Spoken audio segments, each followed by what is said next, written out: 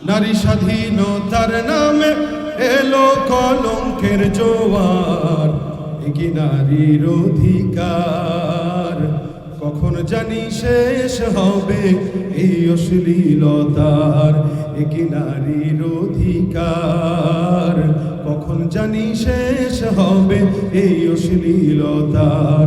Ward commissioner থেকে union পরিষদে ক্রমান্বয়ে দেখো রে ভাই একেবারে সংসদে, ওয়ার্ড কমিশনার থেকে ইউনিয়ন পরিষদে ক্রমান্বয়ে দেখো রে ভাই একেবারে সংসদে।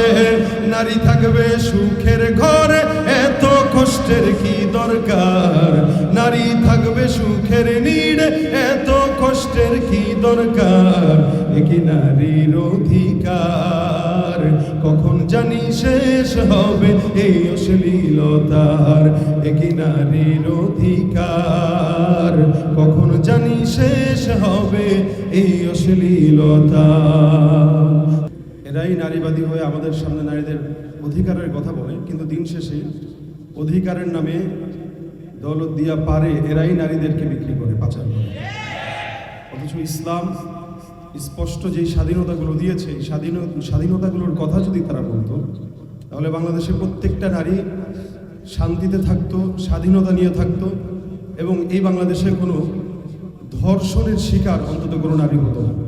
অথচ আল্লাহ পাক রব্বুল আলামিন বলেছেন, লা তুকরিহু ফাতায়াতিকুম আলাল বিগাই ইন আরাদনা তাহাসসুনান লিতাবতাগু আরাদাল হায়াতিদ দুনিয়া। তোমরা ধন সম্পদের লোভে পড়ে যে সমস্ত মানুষ যুবতীদেরকে ব্যভিচারে লিপ্ত করে, এদের ব্যাপারে আল্লাহ পাক রব্বুল আলামিন কথা বলেছেন তারা যেন এটা না করে, এটা অত্যন্ত খারাপ। আজকে আমরা সংসদ থেকে বাজার পর্যন্ত সব জায়গায় নারীদেরকেই দেখি যারা অধিকারের নাম দিয়ে বেহায়াপনা অশ্লীলতার দিকেই আমাদের যুব সমাজদেরকে ধ্বংসের দিকে ঠেলে দিচ্ছে। আমরা চাই আজকের এই সেমিনারের মাধ্যমে বাংলাদেশ থেকে এই নারী কমিশন যেই আইন পাশ করতে চাচ্ছিল এটা যেন বাতিল হয়, এবং বাংলাদেশে ইসলামের আইন অনুযায়ী নারী স্বাধীনতা আসুক, প্রত্যেকটা ঘরে ঘরে শান্তি আসবে বলে আমরা বিশ্বাস করি। ইনশাআল্লাহ আমরা জাতীয় ওলামা মাশায়েখ আইম্মা পরিষদের পক্ষ থেকে এই বাংলাদেশে কোনো প্রকার ইসলাম বিরোধী আইন পাশ করতে দিব না ইনশাআল্লাহ। জোরে ইনশাআল্লাহ।